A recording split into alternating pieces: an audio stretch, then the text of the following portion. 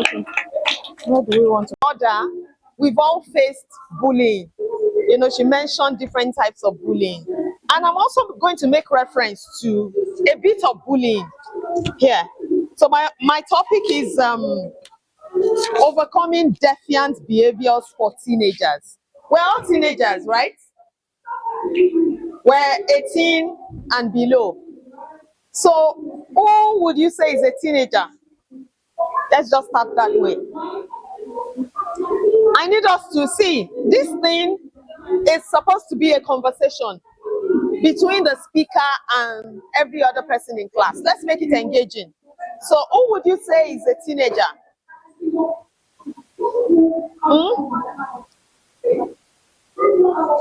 Tell us your name and then.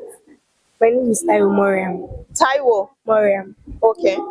A teenager is a person that is above or at the age of 13 and less than 19 years. Okay, thank you. A teenager is a person that is between the age of 13 and 18. She said less than 19.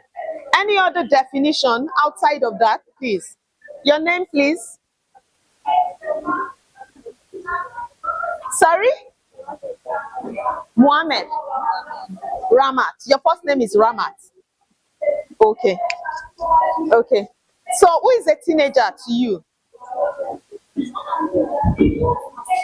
A teenager is a person who undergoes the stage before getting to the adolescent stage. Thank you. Did you say adolescence?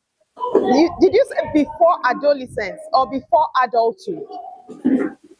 Okay, so the difference is that a teenager is an adolescent. Rama, did you hear that? So it's actually supposed the person that goes through that transitional stage before adulthood, not adolescence. So immediately you are a teenager, you are an adolescent. And there are peculiarities around being an adolescent. We've all at one stage or the other been an adolescent. Like I said my topic is overcoming defiant behaviors for teenagers. We have defined teenagers. What do we understand by defiant? Defiant. Who is with the microphone? Who is with it? Thank you. Rama, Taiwo, your name? My name is Oluturoti Oluwaferun. Ruth? Oluturoti Oluwaferun. Ah, that's a powerful name. What Oh, I can't pronounce What I understand Alright. about defiant behavior is that defiant behavior can be defined as a resistant or disobedient behavior. Okay. Resistance. She said defiance, in short, according to her, is resistance or disobedience. Does any other person have a contrary definition of defiance? Your name? My name is James Joy. James Joy. Yes. Your first name is Joy. Yes. Okay. Defiance means any behavior that violates social norms or formal laws. So she's just defined it. Hello, I asked you a question the other time that are you listening? I noticed that you were talking when the other was going on and I would like to change you. So please pick up your things, come and sit here and you come here. What are you saying? So you see that because of their nature, they have that tendency to show that bold disobedience. I was telling somebody just 2 days back, I told my son,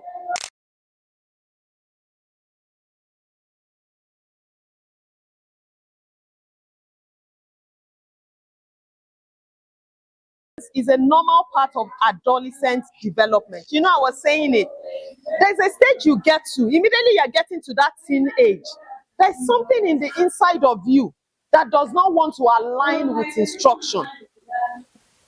She's not, that's it. See, it's not really a bad thing, but it can be a bad thing when it's a normal way of life for any teenager.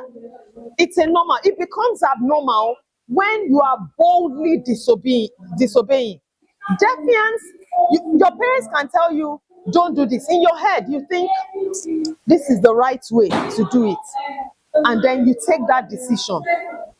Sometimes you are not being bold about it. You just take the contrary decision. And sometimes it might work right. Because we parents also learn from you. I have given you a way. I say, go this way. And you're feeling, if I go this way, I'll do like this, go like this. I get there first. And sometimes we see you do it and we now learn, oh, maybe this was what that child is saying. At this stage, sometimes you just don't want to align with every instruction.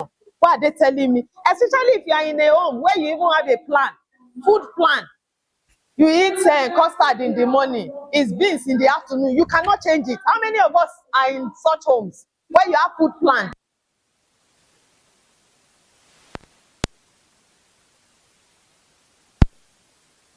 And so how many times have you looked at those plans and you just want to eat something different, but you cannot do anything about it except you sneak to go and cook indomie? You understand what I'm saying? So it can be during this phase of their development, they are likely to rebel against their parents by pushing against instructions. They are irritable, feeling insecure, and the likes. And I will tell you, one of the reasons why all of these things happen is because of the physical change you are experiencing in your body. You were growing up, you didn't have any issues. All of a sudden, something is pouring out, menstruation. You will be irritable. All of a sudden, something is growing. In those days, you will just wear anything and you are going. Now, you have to be careful that something is not standing in front of you. And you know the way God, you are smiling, the way God made us is in different sizes.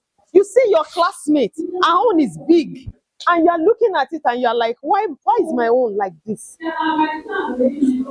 So all of those things can cause you to begin, you're irritable, you feel insecure, because you are comparing yourself to the other person.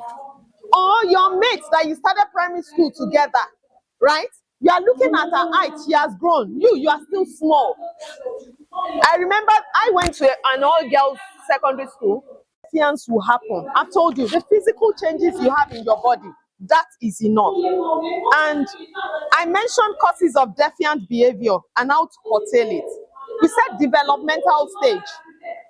Sometimes upbringings and feelings of rejection. Some of us have grown in families where probably your sister is an A person, very brilliant, very pretty. You are same mother and same father.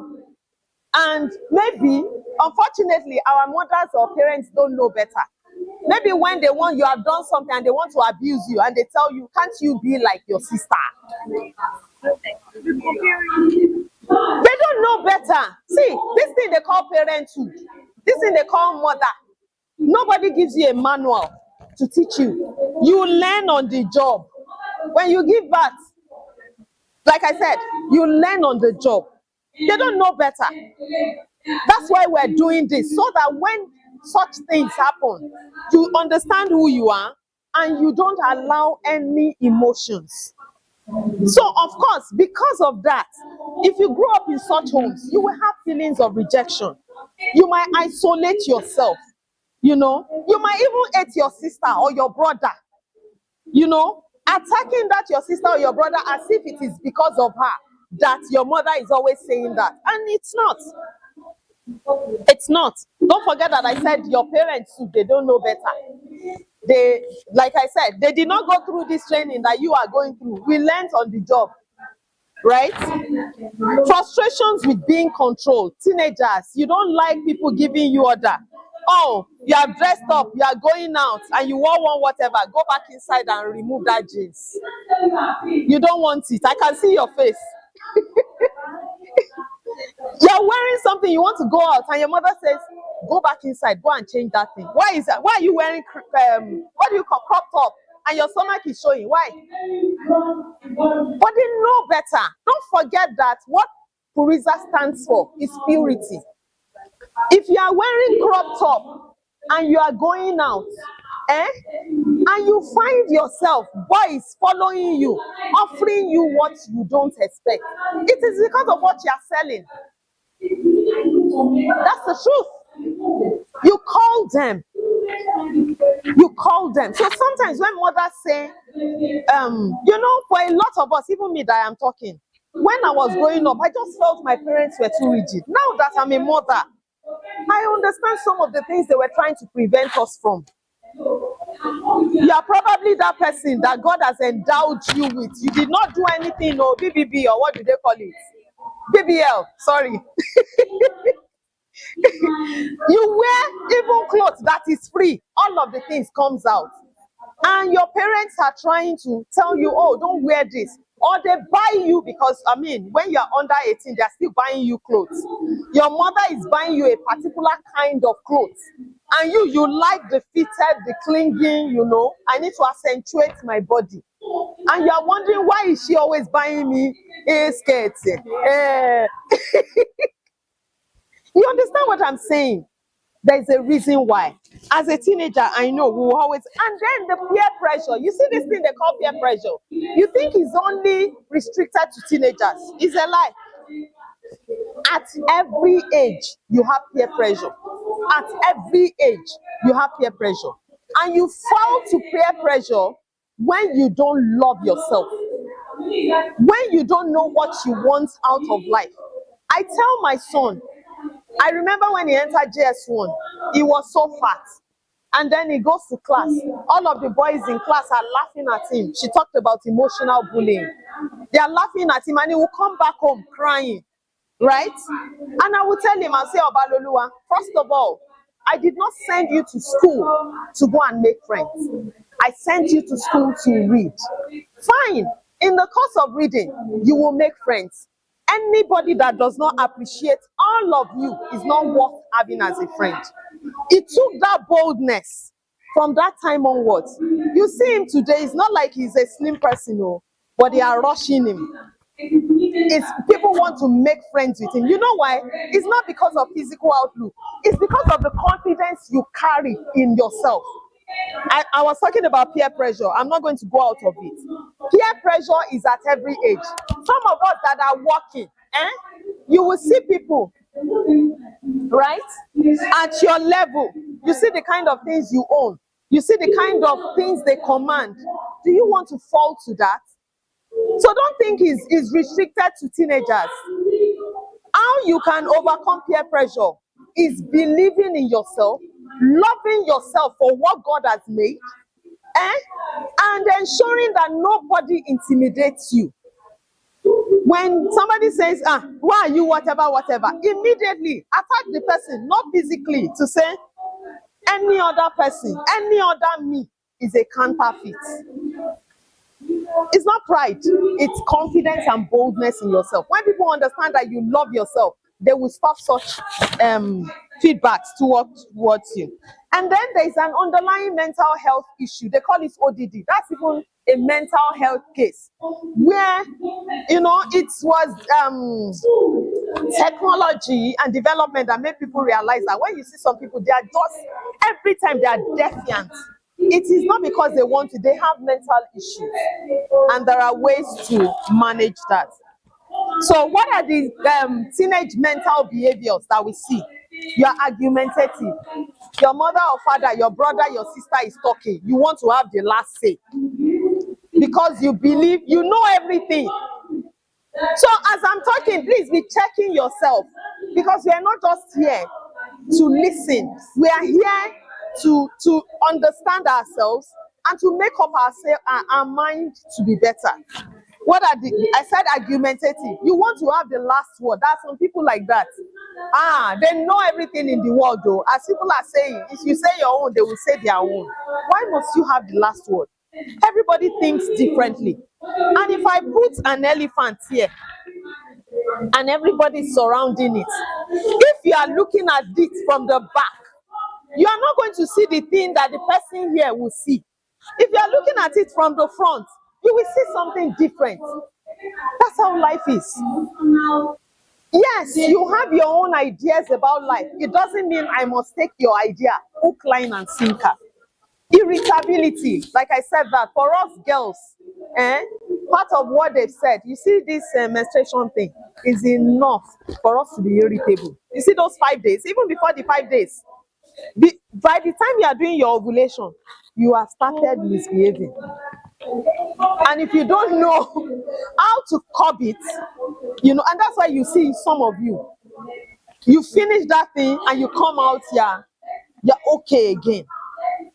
You're okay again. And some of us really, outside of the menstruation and all of that, our temperament also speaks about who we are. And as teenagers, I would advise you. Has anybody heard about this book by Tim LaHaye? I've forgotten the title now. It talks about temperament. You need to know who you are, so that on your own you can curtail your excesses. For instance, now I'm a male fan, which is melancholic and sanguine, which means I'm a moody person. I can be all smiley now and then, or I was a moody person because I had to work on it. And then all of a sudden, I'm the sociable type. So I'm in between. If you don't understand me, you're just wondering what is always wrong with this girl. You need to understand your temperaments, because each temperament has its strength and weakness. The same way every human being have their strengths and their weakness. You as an individual now, if you like to do your things fast, and your sister at home or your friend in school is a slow type, you just be wondering, why is it taking you all the time in the world? It's the temperament. Phlegmatics are like that. So if you don't understand, do I need to change you again? Do I? What's your name? Sorry? MM. What's your name? You're also Munachi. Blessing. Munachi Blessing. Okay. So I said, because of a lot of things, you're irritable. And then for a large number of us, we're always blaming others. Those are the signs that you see teenage defiant behaviors. So, but you see, when blaming others, that one, I always say it, we inherited it from our forefathers. You know, when Adam in the Bible, when he heard the whatever, and God came to him and said, why did you do this? He said, it's the woman you gave me. And God asked the woman, why did you do it? He said, it's the snake you put in the garden. So a large number of us, even when we're supposed to own up to responsibility, and you want to be a good leader in life, you want to be an influencer in life, when you make errors, I'm telling you this, that's part of the thing that has helped me. Own up to it, take the errors, learn from it, and move on. Did you hear what I said? Did you hear what I said? What did I say? Thank you. Don't push some of them will say, sometimes when we listen to ladies that have become wayward and blah blah blah, they give excuse that there was no money, there was nothing else I could do, and my father and my mother did not whatever, I had to go into prostitution, or why you whatever this thing. They say something. See, it would be your decision to say this is what it is. Own up to it. Temper tantrums. The people that have temper tantrums, you see them in the house, they break everything.